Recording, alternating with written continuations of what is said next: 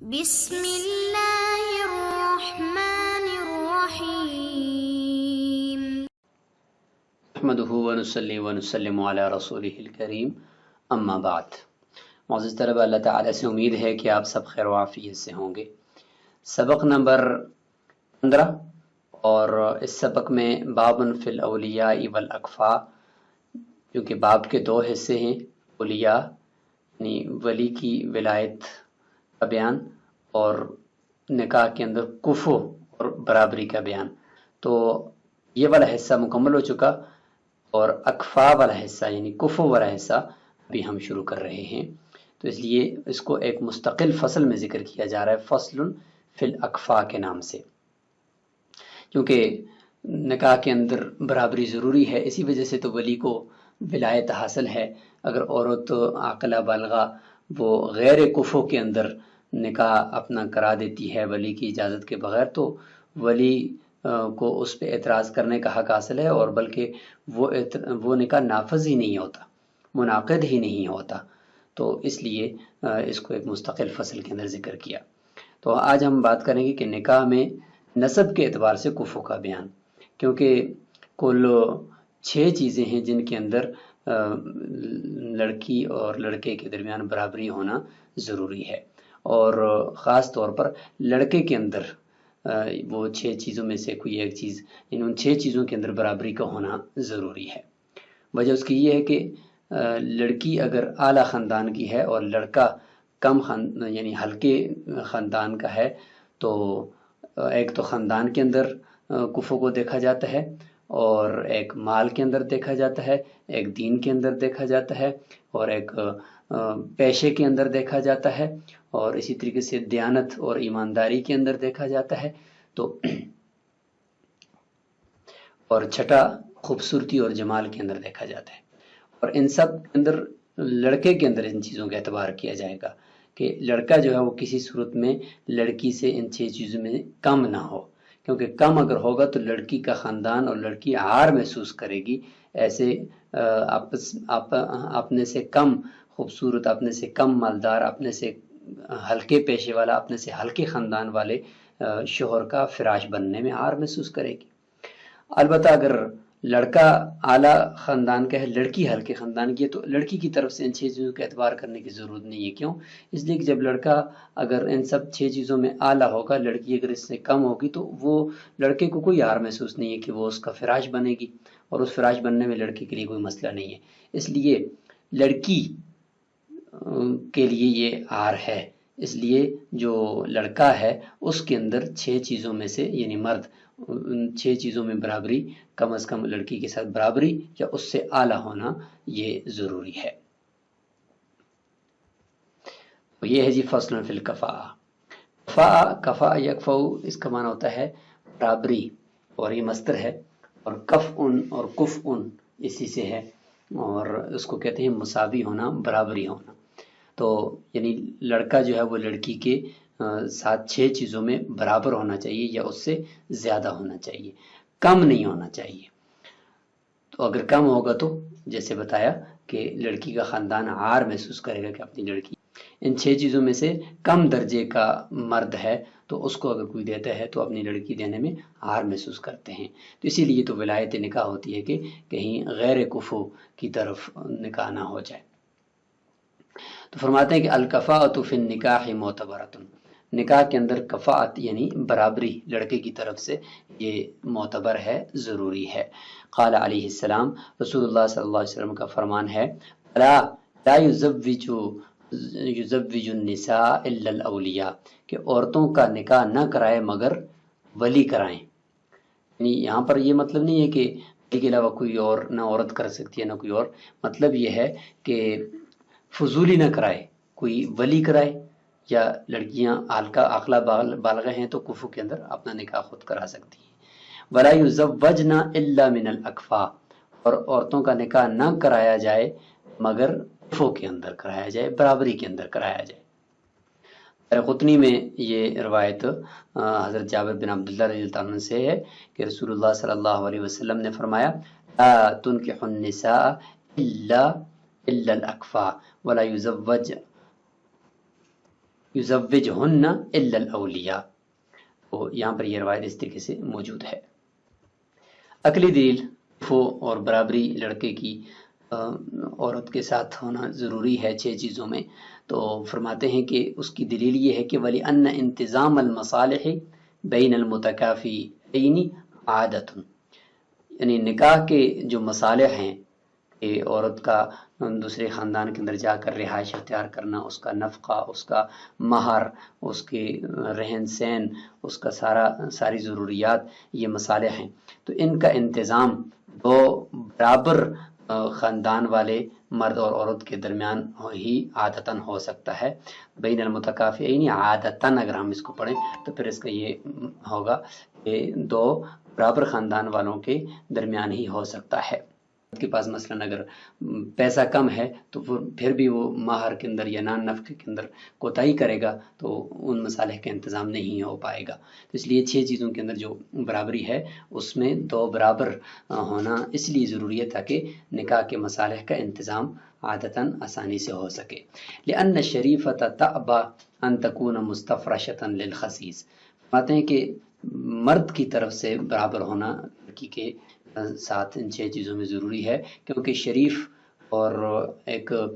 شریف اور اچھے خاندان کی جو لڑکی ہوتی ہے وہ انکار کرتی ہے اور عار محسوس کرتی ہے کہ وہ ایک ہلکے خاندان یا گھٹیا انسان کا فراش بنے یا اس کو بنایا جائے۔ فلا بد من اعتبارها، پس اس کفاءت اور برابری کا اعتبار ضروری ہے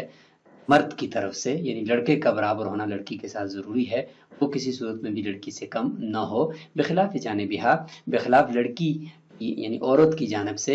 اس کا برابر ہونا یا اس کی طرف سے یہ 6 چیزوں کے اندر مرد کے ساتھ برابری ضروری نہیں ہے، وہ کم بھی ہو سکتی ہے۔ لأن الزوج مستفرش، کہ شوہر کے لیے کوئی بھی مسئلہ نہیں ہے کہ وہ اپنا فراش اپنے سے ہلکے خاندان کی یا اپنے سے ہلکے 6 چیزوں میں سے کسی درجے میں عورت کو یعنی ہلکی عورت کو بھی وہ اپنا فراش بنا سکتا ہے، اس کے لیے کوئی عار نہیں ہے۔ فلا تغیضہ دناءۃ الفراش، پس فراش کا ہلکے درجے کا ہونا، کم درجے کا ہونا اس کو بالکل بھی غصہ نہیں دلائے گا۔ وَإِذَا زَوَّجَتِ الْمَرْأَةُ نَفْسَهَا مِنْ غَيْرِ كُفْءٍ، اگر عورت نے اپنا نکاح خود ولی کی اجازت کے بغیر غیر کفو میں کرا دیا، یعنی لڑکا جو ہے وہ لڑکی کے خاندان سے ہلکے درجے کا ہے، تو فَلِلْأَوْلِيَاءِ أَن يُفَرِّقُوا بَيْنَهُمَا، لہذا اولیاء ولیوں کو اختیار ہے کہ جب تک اس عورت کا بچہ پیدا نہیں ہوا وہ ان دونوں کے درمیان تفریق کر دیں، اور مفتدی قول کے مطابق تو ہم نے ذکر بھی کیا کہ یہ نکاح ہی منعقد نہیں ہوگا۔ دفعاً لضرر العار عن انفسہم، اولیاء کے اپنے آپ سے عار کا جو نقصان ہے اس کو دور کرنے کی وجہ سے ان کو یہ اختیار ہے۔ ثم الکفاءۃ، اب یہاں سے ان 6 چیزوں میں سے ہر ایک کا الگ الگ ذکر کیا جا رہا ہے۔ فرماتے ہیں کہ جو کفاءت یعنی کفو کا ہم اعتبار کریں گے وہ 6 چیزوں میں کریں گے۔ سب سے پہلے حسب، نسب اور خاندان کے اندر کریں گے، یہ بہت ہی اہم ہے کہ خاندان میں سے بعض خاندان اونچے درجے کے ہوتے ہیں، بعض اس سے کم درجے کے ہوتے ہیں، تو لڑکی اگر اونچے خاندان کی ہے مثلا سید ہے اور لڑکا جو ہے وہ کسی ہلکے خاندان کا ہے تو پھر لڑکی جو ہے وہ عار محسوس کرے گی، یا لڑکی کا خاندان وہ عار محسوس کرے گا کہ وہ ایک گھٹیا خاندان کی طرف دے دی گئی۔ اس لیے فرماتے ہیں کہ نسب کے اندر اعتبار کیا جائے گا سب سے پہلے، لأنه يقع به التفاخر، اس لیے کہ نسب اور خاندان ہی کی وجہ سے تو لوگ ایک دوسرے پر فخر کرتے ہیں۔ بس جو عرب کا اب نسب ہے اور ان کی جو قومیں ہیں ان کو پہلے ذکر کریں گے چونکہ حدیث کے اندر ان کا ذکر ہے، اس کے بعد پھر عجمیوں کی طرف آئیں گے۔ یاد رکھیں عرب کے اندر تو انہوں نے اپنے انساب کو اور انہوں نے اپنی نسلوں کو یاد رکھا ہوا ہے کہ ان کا نسب کہاں تک جا کر پہنچتا ہے، لیکن عجمیوں نے چونکہ اپنا نسب بھلا دیا ہے اس لیے ان کے ہاں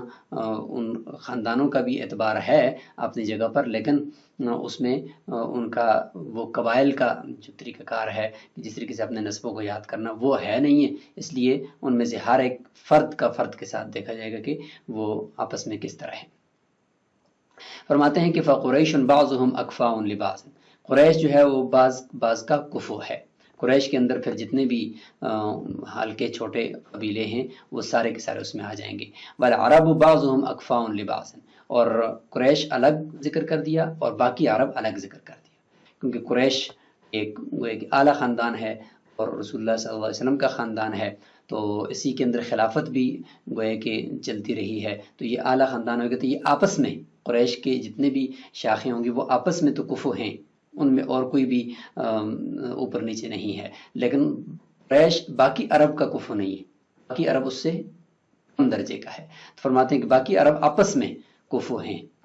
والاصل فیہ قول علیہ السلام، اس میں رسول اللہ صلی اللہ علیہ وسلم کا قول اصل ہے، فرماتے ہیں کہ اللہ کے نبی نے فرمایا قریش بعضهم اکفاء لبعض بطن ببطن، فرماتے ہیں کہ قریش بعض کا کفو ہیں، برابر ہیں، خاندان میں وہ ایک دوسرے کو رشتہ دے سکتے ہیں بطن کے ساتھ، اور عرب بعضهم اکفاء لبعض، اور عرب آپس میں ایک دوسرے کا کفو ہیں، قبیلۃ بقبیلۃ، ایک قبیلہ دوسرے قبیلے کا کفو ہے۔ فالموالی، اور حدیث میں آتا ہے کہ موالی یعنی عجمی، موالی سے مراد آزاد کردہ غلام مراد ہوتا ہے، اور ظاہر ہے کہ وہ عجمی اس سے مراد ہیں کہ ان کا جو نسب ہے وہ آپس میں ان کا وہ یاد نہیں ہے، ان کو بھلا چکے ہیں، اس لیے ان کا آپس میں بعضهم اکفاء لبعض، یہ آپس میں ایک دوسرے کا کفو ہیں، عرب کا یہ کفو یا قریش کا یہ کفو ان کے ساتھ برابری نہیں ہو سکتی۔ رجل برجل، یعنی ہر فرد دوسرے فرد کا کفو ہے۔ امام حاکم نے اس کو روایت کیا ہے، اور حضرت عبداللہ بن عمر رضی اللہ عنہ نے اس کو روایت کیا ہے، اور نسب الرایہ کے اندر بھی یہ روایت اسی طریقے سے موجود ہے۔ العرب بعضهم اکفاء لبعض قبیلۃ بقبیلۃ ورجل برجل والموالی بعضهم اکفاء لبعض قبیلۃ بقبیلۃ، تو یہ روایت اس طریقے سے موجود ہے۔ اور قال السروجی لما روا علیہ السلام انه قال قریش اکفاء، یہاں پہ یہ روایت اس طریقے سے بھی دوسری کتب میں موجود ہے۔ حضرت زبیر بن بکار فرماتے ہیں کہ عرب کے کل 6 طبقے ہیں، ایک کا نام ہے شعب، نمبر 2 قبیلہ، نمبر 3 عمارہ، نمبر 4 بطن، نمبر 5 فخذ، اور نمبر 6 فصیلہ۔ شعب جو ہوتا ہے یہ بہت سارے قبائل کو ملاؤ تو ایک شعب بنتا ہے، یہ سب سے بڑا ہے، اور دوسرے نمبر پر ہے قبیلہ۔ قبیلہ بہت سارے عمارہ یعنی عمائر کو ملائیں تو ان سے مل کر قبیلہ بنتا ہے، اور خود عمارہ یہ بہت سارے بطون کو ملا کر عمارہ بنتا ہے، اور بطن یہ افخاذ کو ملا کر بطن بنتا ہے، اور خود فخذ جو ہوتا ہے وہ بہت سارے فصائل کو ملا کر یعنی فصیلہ کو ملا کر بنتا ہے۔ تو یہ 6 طبقات اس میں جو قبیلہ مضر ہے، مضر یہ شعب ہے، یعنی سب سے بڑا یہ شاخ ہے، اور ربیعہ یہ شعب، یہ بھی شعب ہے، اور حمیر قبیلہ یہ بھی شعب ہے، یعنی سب سے بڑے ہیں یہ، اور ان کو شعوب بھی کہا جاتا ہے۔ قبائل جو ہوتے ہیں وہ گویا کہ ان سے مل کر پھر ایک شعب بنتا ہے۔ کنانہ جو ہے وہ قبیلہ ہے، قریش یہ عمارہ ہے، قصی یہ بطن ہے، اور ہاشم یہ فخذ ہے۔ ولا يعتبر التفاضل فيما بين قریش لما روینا، دوسرے روایت میں ہے کہ قریش بعضهم اکفاء لبعض، اس سے پتہ چلتا ہے کہ خود قریش کے جو نیچے پھر شاخیں ہیں ان میں ایک دوسرے کے اندر کوئی بھی تفاضل نہیں ہے، ایک کی لڑکی دوسرے کا کبھی یعنی قریش کے کسی دوسرے قبیلے کا لڑکا وہ آپس میں نکاح کر سکتے ہیں، ان میں کوئی بھی تفاضل نہیں ہے، یعنی کوئی ایک فضیلت والا نہیں ہے۔ اور امام محمد رحمہ اللہ سے ایک روایت ہے کہ الا ان یکون نسبا مشہورا، اگر کوئی قریش کے اندر بھی مشہور نسب ہے، جیسے کہ اہل بیت الخلافہ، جیسے کہ خلافت کا خاندان خلافت ہے جس کے اندر خلافت چلی ہے، تو وہ خاندان وہ چونکہ زیادہ فضیلت والا ہوگا قریش میں، قریش کے اندر بعض خلافت کے خاندان ہیں اور بعض جو ہے وہ خلافت کے خاندان نہیں ہیں، تو اس لیے خاندان خلافت کی اگر لڑکی ہے تو وہ دوسرے قریش کے قبیلے کے لیے وہ کفو نہیں ہوگی۔ کأنہ قال تعظیما للخلافہ وتسکینا للفتنہ، گویا کہ امام محمد رحمہ اللہ یہ کہنا چاہتے ہیں کہ خلافت کے خاندان کی تعظیم کی جائے کی وجہ سے، اور فتنے سے تسکین حاصل کرنے کی وجہ سے۔ فتنہ یہ ہے کہ کہیں خاندان خلافت کی جو عورتیں ہیں ان سے ہر ایک نکاح کو جائز کہیں نہ قرار دے تو گویا کہ مفتی کے لیے اور قاضی کے لیے یہ ایک آزمائش ہے، تو اس سے بچنے کے لیے فرماتے ہیں کہ اگر خاندان خلافت ہے تو اس کی لڑکی وہ باقی قریش کے جو قبائل ہیں ان کے لیے کفو نہیں ہوگی۔ لیکن اس میں راجح قول وہ شیخین کا ہی ہے کہ سارا قریش جو ہے وہ آپس میں ایک دوسرے کے ساتھ وہ رشتہ داری کر سکتا ہے، سب برابر ہیں۔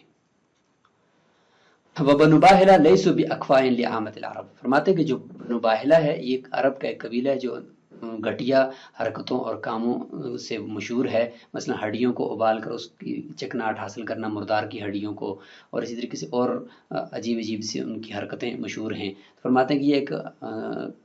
خسیس خاندان ہے، لہٰذا یہ کفو باقی عرب کا نہیں ہوگا، لأنہم معروفون بالخساسہ، کیونکہ یہ گھٹیا کاموں کے ساتھ یہ مشہور ہیں۔ وأما الموالی، جہاں تک عجمیوں کی بات ہے، یعنی عرب کے علاوہ کے جو لوگ ہیں ان کی بات ہے، تو فما کان لہ ابوانی، تو ظاہر ہے کہ وہ آزاد کردہ جو غلام ہیں تو ان کے اندر جو ہے وہ اس طریقے سے اسلام کے طور پر دیکھا جائے گا کہ جو اسلام کے اعتبار سے جس کے آباء و اجداد مسلمان ہیں، تو دوسرے کے ساتھ جب رشتہ داری کرے گا تو اس میں دیکھیں گے کہ اس کے کتنے آباء و اجداد مسلمان ہیں، تو اس طریقے سے ہم اس کو برابری کریں گے۔ اور دوسری بات اس میں یہ یاد رکھیں کہ عام طور پر باپ اور دادا ادھر تک انسان کی یعنی تعارف میں بات آتی ہے کہ اس کا باپ اور اس کا دادا ذکر کیا جائے تو تعارف ہو جاتا ہے، تو لہٰذا اگر کسی کا باپ اور دادا تک مسلمان ہیں، اس سے پہلے غیر مسلم ہیں، تو یہ آدمی اگر یہ لڑکی ہے یا یہ لڑکا ہے تو یہ کفو ہوگا، برابری ہوگی اس خاندان کی کہ جس کے اندر سارا پورا خاندان آباء و اجداد مسلمان ہیں، تو لہٰذا یہ اس طریقے سے ہم اس کو اسلام کے اعتبار سے دیکھیں گے۔ تو فرماتے ہیں کہ فمن کان لہ ابوانی فی الاسلام، لہٰذا عجمیوں میں سے کوئی ایسا خاندان ہے کہ جس کے یا کوئی ایسا شخص ہے جس کے دو باپ یعنی باپ اور دادا، ان کو ابوان کہا، اسلام کے اندر ہیں یا تھے یا اس سے زیادہ تھے، تو فہو من الاکفا، تو یہ کفو میں سے ہوگا، کس کے لیے؟ لمن، اس شخص کے لیے یا اس عورت کے لیے، لہو آباء فیہ، اس کے سارے کا سارے آباء و اجداد اسلام میں تھے، تو یہ دونوں آپس میں برابر ہو جائیں گے، اگرچہ ایک کے صرف باپ اور دادا ہی ہیں اور باقی کا سارا خاندان ہی اسلام میں ہے، تو یہ بھی دونوں کفو ہوں گے۔ وجہ اس لیے کہ صرف باپ اور دادا تک ہی کافی ہے تعارف، لہذا کسی کا یہاں تک ہے تو وہ ہے کہ وہ دوسرے کا کفو بن جائے گا۔ اس طریقے سے ومن اسلم بنفسہ او لہ اب واحد فی الاسلام، اگر کسی نے خود اسلام قبول کیا ہوا ہے باقی اس کا باپ یا دادا غیر مسلم تھے، یا اس کا صرف ایک باپ یعنی دو باپ نہیں، مطلب دادا نہیں، صرف باپ اسلام کے اندر تھا اور دادا کافر تھا، تو لا یکون کفوان، یہ کفو نہیں ہوگا لمن، اس شخص کا لہو ابوانی فی الاسلام جس کے اسلام کے اندر باپ اور دادا یعنی دونوں باپ اسلام میں گزرے۔ تو ظاہر ہے کہ ایک کا صرف باپ ہے یا خود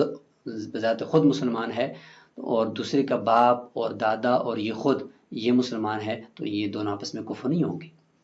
لأن تمام النسب بالابی والجد، اس لیے کہ نسب کا جو تمام ہونا ہے یعنی تعارف کے اندر وہ اب اور جد دادا تک جا کر یہ نسب تقریباً تام شمار کیا جاتا ہے کہ بھئی یہاں تک اتنا کافی ہے تعارف کے اندر، اور اس سے زیادہ تو ویسے بھی عجمیوں کے نسب جو ہے وہ ان کو بھول چکے ہیں۔ اور امام ابو یوسف رحمہ اللہ الحق الواحد بالمثنى، یعنی آباء و اجداد میں صرف ایک کو مثنیٰ کے ساتھ لاحق کرتے ہیں، لہذا ان کے نزدیک اگر کسی کا باپ وہ مسلمان ہے، دادا مسلمان نہیں ہے، تو وہ کفو ہوگا اس کا جس کا باپ اور دادا دونوں مسلمان ہیں، لہذا وہ ایک کو دو کے ساتھ لاحق کرتے ہیں۔ کما وہ مذہب وہ فی تعریف، جس طریقے سے ان کا مذہب تعریف کے اندر ہے کہ اگر کسی شخص کی تعریف کرنی ہے یا کسی گواہ کی تعریف کرنی ہے کہ کہیں یہ مسلمان ہے، تو کہتے ہیں کہ اس کے تعریف کے لیے صرف اتنا کافی ہے کہ اس کے باپ کو ذکر کر دو، اگر اس کا باپ مسلمان ہے تو سمجھو یہ ٹھیک ہے جی اس کی تعریف ہو گئی ہے، اور دادا کی طرف وہ لے کر نہیں جاتے، تو اس لیے فرماتے ہیں کہ اگر باپ مسلمان ہے تو بس اتنا کافی ہے، وہ کفو بن جائے گا دوسرے کا جس کا باپ دادا اور پورا خاندان مسلمان ہے۔ ومن اسلم بنفسہ، اور کوئی ایسا ہے کہ بذات خود اس نے اسلام قبول کیا ہوا ہے، فرماتے لا یکون کفوا لمن لہ اب واحد فی الاسلام، اس لڑکی کا کفو وہ نہیں بنے گا یا اس شخص دوسرے کا کفو نہیں بنے گا کہ جس کا ایک باپ ہی صرف یعنی جس کا خود بھی مسلمان ہے اور اس کا باپ بھی مسلمان ہے، اسلام میں وہ زندگی گزاری ہے، تو کیونکہ اس کا تو صرف خود ذات اس کی یعنی اسلام میں گزری ہے اور یہ خود مسلمان ہے، باپ اس کا مسلمان نہیں ہے، اور دوسرا جو ہے اس کا باپ بھی مسلمان، تو لہذا آپس میں کفو نہیں ہے۔ لأن التفاخر فیما بین الموالی بالاسلام، فرماتے ہیں کہ عجمیوں کے اندر آزاد کردہ جو غلام ہوتے ہیں اور عجمی ہیں، ان کے اندر جو آپس میں فخر ہوتا ہے نا وہ خاندانوں کا نہیں ہوتا، حسب نسب کا نہیں ہوتا جس طرح عرب کے قبائل میں ہوتا ہے، بلکہ ان کا آپس میں جو ایک دوسرے پر فخر کرنا ہے وہ اسلام کی وجہ سے ہوتا ہے۔ لہٰذا اگر کسی کا سارا خاندان مسلمان ہے تو وہ فخر کرتا ہے دوسرے کے اوپر نا کہ جس کا صرف باپ مسلمان ہے یا دادا مسلمان ہے، تو اس لیے ہم اگر ان کے درمیان کفو دیکھیں گے بھی، برابری دیکھیں گے بھی دونوں درمیان رشتہ داری کرتے ہوئے، وہ اسلام کو دیکھیں گے۔ والکفاءۃ فی الحریۃ، اچھا آزاد ہونے کے اندر برابری، کہ اگر لڑکا آزاد ہے لڑکی بھی آزاد ہو، اور اگر لڑکا آزاد ہے اور ساتھ ساتھ لڑکے کا باپ بھی آزاد ہے تو پھر ادھر سے یعنی وہ برابری ہو جائے گی اس لڑکی کی، یعنی جس لڑکی کا باپ بھی اور دادا بھی سب آزاد ہیں۔ تو اسی طریقے سے فرماتے ہیں کہ حریت کے اندر برابری یہ نظیر ہے برابری کی اسلام کے اندر تمام ان صورتوں میں جن کو ہم نے ذکر کیا، یعنی جس طرح ابھی ہم نے ذکر کیا کہ اگر کسی کا باپ اور دادا مسلمان ہے تو وہ کفو ہوگا اس کا جس کا سارا خاندان مسلمان ہے۔ تو اسی طریقے سے یہاں پر بھی کہ کسی کا باپ اور دادا وہ آزاد ہیں، آزاد رہے ہیں، غلام نہیں تھے، تو وہ کفو ہوگا اس شخص کا یا اس عورت کا جس کا پورا خاندان آزاد ہے۔ اسی طریقے سے اگر کسی کا صرف باپ آزاد ہے اور یہ خود بھی آزاد ہے اور باپ بھی اس کا آزاد تھا، یہ کفو ہوگا اس کا کہ جس کا باپ اور دادا دونوں آزاد ہیں۔ یعنی امام ابو یوسف رحمۃ اللہ کے نزدیک ان کے ہاں صرف باپ تک ہی نسب کے اندر تعریف کے اندر اعتبار ہے، لہذا اگر کسی کا صرف باپ آزاد ہے تو وہ اس کا کفو بن جائے گا کہ جس کا باپ اور دادا دونوں آزاد تھے۔ لیکن